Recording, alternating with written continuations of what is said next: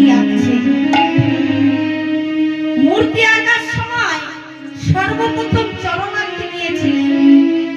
চরণ আঁকতে গিয়ে মনে মনে বলছেন, না না না, চরণ তো আমি আঁকবো না। কারণ কেন আমি চরণ আঁকবো না? যে চরণ নিয়ে আমার গোবিন্দ চলে গেছে, আবার যদি মূর্তিকার মধ্যে আমি চরণ আঁকি, সে চরণ যদি চলে যায়, তাহলে তো আমার গোবিন্দকে আর আমি কোনোদিন চরণ দর্শন করতে পারবো না। তাই বলেন আমি চরণ আঁকি আঁকবো না। তবে কি করবো? মূর্তি থেকে আঁকবো? ওমা বলছি, না না না, আমি কোমর থেকে শুরু করি। তাই রাধারানী কোমর থেকে আঁকতে শুরু করলেন।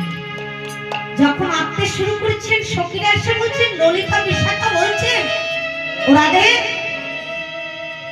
তোর মতো তো ভাগ্যবান আর কেউ নাই, তুই কাঁদছিস কেন আমার করে? আরে গোবিন্দ তোর প্রেমে পাগল, সে তো তোকে ছেড়ে যেতে পারে না, তাহলে তুই কাঁদছিস কেন? রাধারানী বললেন, ললিতা, যে বৃন্দাবনে আমার গোবিন্দ নাই, সেই বৃন্দাবনে কুঞ্জে কুঞ্জে কোনো পাখি ডাকে না, সেই বৃন্দাবনে তরুলতা কথা বলে না, আর তোমার ঢেউ আর মুজানে বহে না, মন বলে ললিতা আমি কেমন করে জীবিত।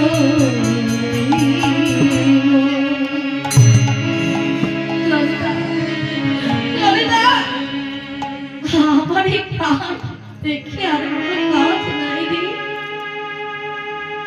কিন্তু রাধে, তুই কি ভুলে গেছিস? তুই তো ছবি আঁকতে খুব ভালোবাসিস, এত সুন্দর ছবি আঁকতে পারিস, কিন্তু আজকে কোমর থেকে কেন আঁকছিস? বলে, সখী, আমি প্রথম চরণ আঁকতে গিয়েছিলাম।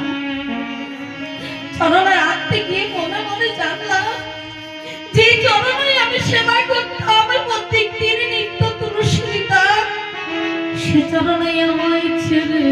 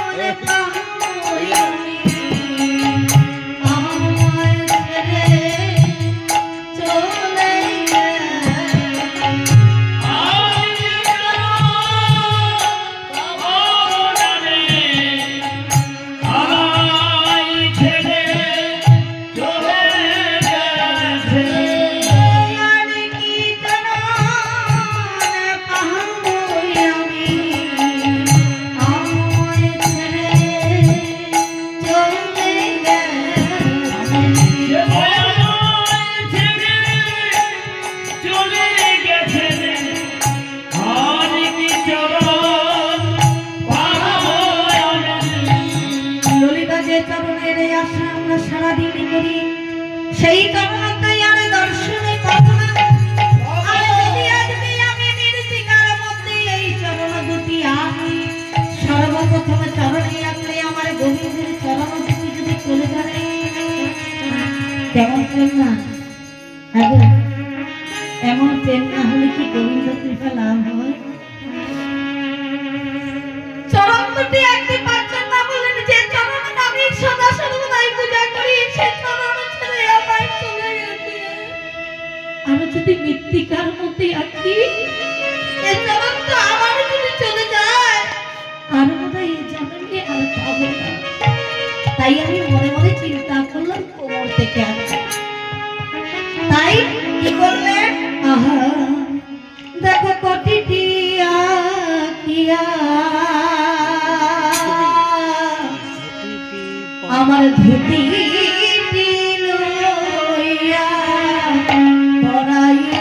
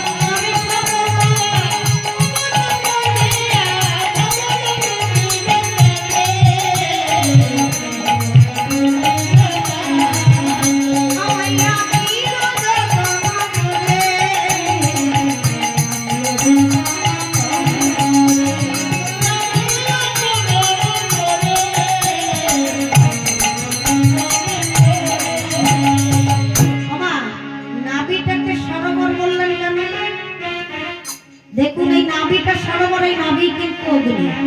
কারণ আমাদের অগ্নি যখন প্রজ্বলিত হয় তখন আমরা কোথায় পাবো, কি করব, কতক্ষণে বদলে দেবো, এটাই চিন্তা হয়। কারণ এখানটাতেই আমাদের সবকিছু আছে। এটা যদি না থাকতো আমাদের এত কিছুর প্রয়োজন হতো না। তাই এটাকে বললেন নাভির সরোবর। এখানে ব্রহ্ম আর এখানেই শক্তি। আর এই ব্রহ্ম শক্তিটাকে যতক্ষণ না ধরা যায়, এই ব্রহ্ম শক্তিকে যতক্ষণ অর্জন না করা যায়, ততক্ষণ কিন্তু গুরু জ্ঞান করা যায় না। এই ব্রহ্ম শক্তি জাগলে, ব্রহ্ম শক্তি জাগালে তাহলে হয় ভগবানের কৃপা লাভ। এই ব্রহ্ম সরোবরে আমরা কত কি দিই, নানান রকম দৈব। অগ্নি যখন জ্বলতে থাকে, কি পেলে আমাদের অগ্নি ঠান্ডা হবে, সেটাই আমরা চিন্তা করি, তাই তো? তাই বললেন অগ্নি সরোবরটি একে বক্ষটি আঁকলেন, বক্ষটি আঁকলেন অতি যত্ন করে, কর দুটি আঁকলেন, কর দুটি এতে মুরুলিটি দিলেন। মুরুলি দিয়ে বলছে মধুর, কত মধুর মধুর স্বরে রাধা নাম করতে। তুমি আর কি বেনু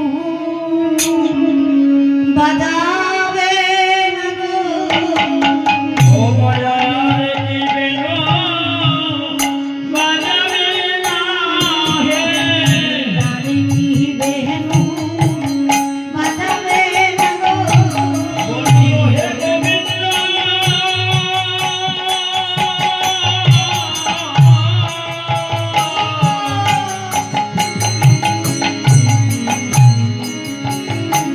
আমি কতদিন তোমার বেনু শুনে যাই,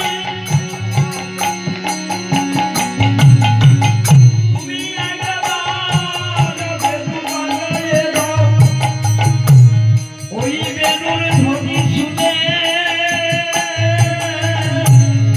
ওই বেনুর ধ্বনি শুনে আমার হৃদয়ে জ্বালা ধরাইল।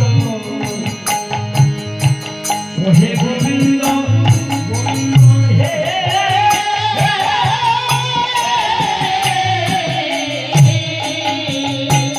ওরে আর কি বেনু বাজাবে না হে, আর কি বেনু বাজাবে না হে, আর কি বেনু বাজাবে না হে, আর কি বেনু বাজাবে না হে, আর কি বেনু বাজাবে না হে, আর কি বেনু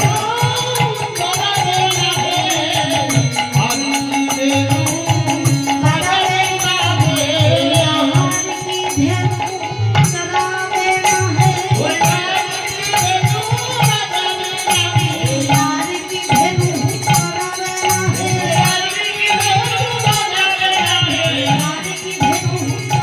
না হে, আর কি বেনু বাজাবে না হে, আর কি কষ্টে যাবে না হে, আর কি বেনু বাজাবে না হে। আর কি কষ্টে যাবে না হে, বেনু যায়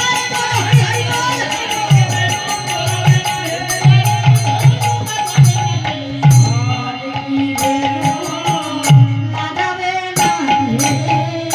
ওমা, কারো সংসারের মধ্যে যদি জ্বালা হয়, কত যন্ত্রণা হয়, সংসারে কালে সবাই কাঁদতে শুরু করে, তাই না?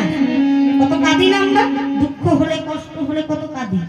তাহলে রাধারানী যে কাঁদছেন, এর কান্নাটা কেমন গো? রাধারানী কেঁদেছিলেন নয়, 4 যুগ থেকে সবাই কাঁদছে। লক্ষ্মী কেঁদেছিলেন 12 বৎসর নারায়ণকে হারা হয়ে। এটা যদি প্রমাণ দিতে যাই অনেক দূর চলে যাবে। 12 বৎসর নারায়ণকে হারা হয়ে লক্ষ্মী কেঁদেছিলেন সত্য যুগে। ত্রেতা যুগে সীতা কেঁদেছিলেন রামচন্দ্রকে হারা হয়ে 12 বৎসর। যখন নাকি গর্ভবতী ছিলেন তাকে সন্ন্যাস দিয়েছিলেন না? সীতাকে বনবাস দিয়েছিলেন। বনবাসে ছিলেন কতদিন? 12 বৎসর। 12 বৎসর সীতা অনেক কষ্ট করেছিলেন। কিন্তু আমরা নারী জাতিরা একটুখানি কষ্ট দুঃখ সহ্য করতে পারি না, একটু দুঃখ কষ্ট আমরা সহ্য করতে পারি না, কিন্তু 12 বৎসর সীতা মা আমার কষ্ট করেছেন। দাপর যুগে রাধারানী কষ্ট করেছিলেন, কারণ কৃষ্ণ হারা হয়ে। আর এই কলিযুগে বিষ্ণুপ্রিয়া সারা জীবনের জন্য নিমাইকে ছেড়ে দিবে। তাহলে দেখো, 4 যুগে যদি ভগবানরা কাঁদতে পারে, দেবদেবীরা কাঁদতে পারে, আমরা কাঁদবো না কেন বলতে পারে? ওমা, সেই কান্নার রাধারানী যে কাঁদছিলেন, সেই কান্নার ধ্বনি, সেই কান্নার উত্তাপ, যে রাধিকার নাসিকার তাপ সহ্য করতে পারছিলেন না নারদ। নারদ মনে মনে চিন্তা করলেন, না না, এই স্বর্গে আর থাকা যাবে না, কারণ স্বর্গে এখন খুব উত্তাপ। আমি দেখি কোথায় গেলে আমি শান্তি পাবো, কোথায় গেলে আমার উত্তপ্ত দেহটা ঠান্ডা হবে। নারদ মুনি মনে মনে চিন্তা করছে, তাহলে কি করব? আমার ঢেকিকে ডাক দিই। ঢেকি, ওমা, ঢেকিকে কেন ডাকলেন গো? নারদের বাহন হচ্ছে ঢেকি। ঢেকিকে ডেকে বলছেন, ঢেকি একবার আয় তো, আমি একটু বৃন্দাবনের দিকে যাই,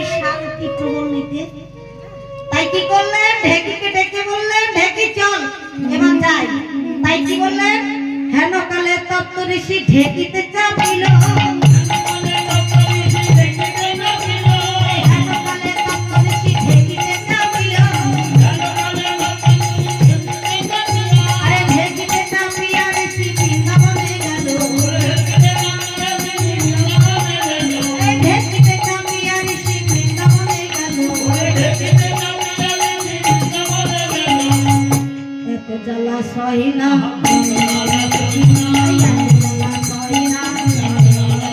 আমি জ্বালা জুড়া বাড়ানি, জ্বালা সহি না,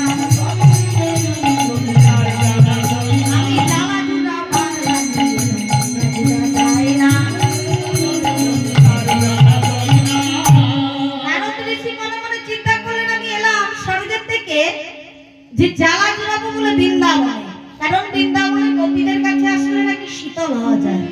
তাহলে এখানেও দেখছি উত্তাপ, না না না, এত উত্তাপ কিসে?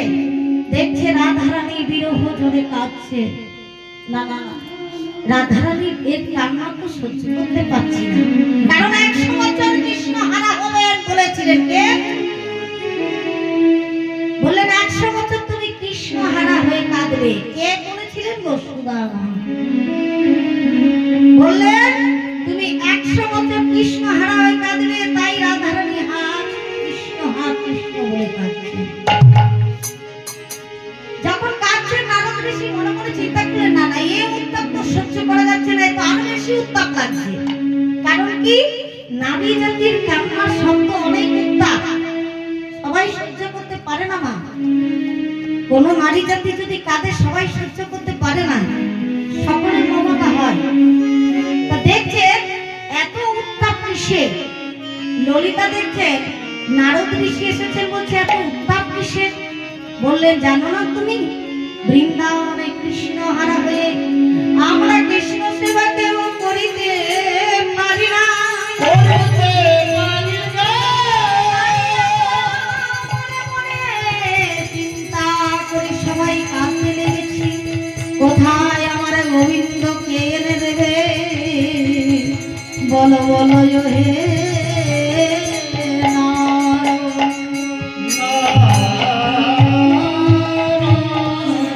নারদ বললেন, এই ব্যাপার, কৃষ্ণ হারা হয়ে কাঁদছেন রাধারানী, এ তো সহ্য হলো না। আবার নারদ ঢেকিতে চেপে চলে গেলেন কোথায় না, চলে যাচ্ছে যেখানে ভগবান শ্রীকৃষ্ণ আছেন। কোথায়? তারকাপুরীতে চলে যাচ্ছেন। কেমন ভাবে? হরি নারায়ণ, হরি নারায়ণ, নারায়ণ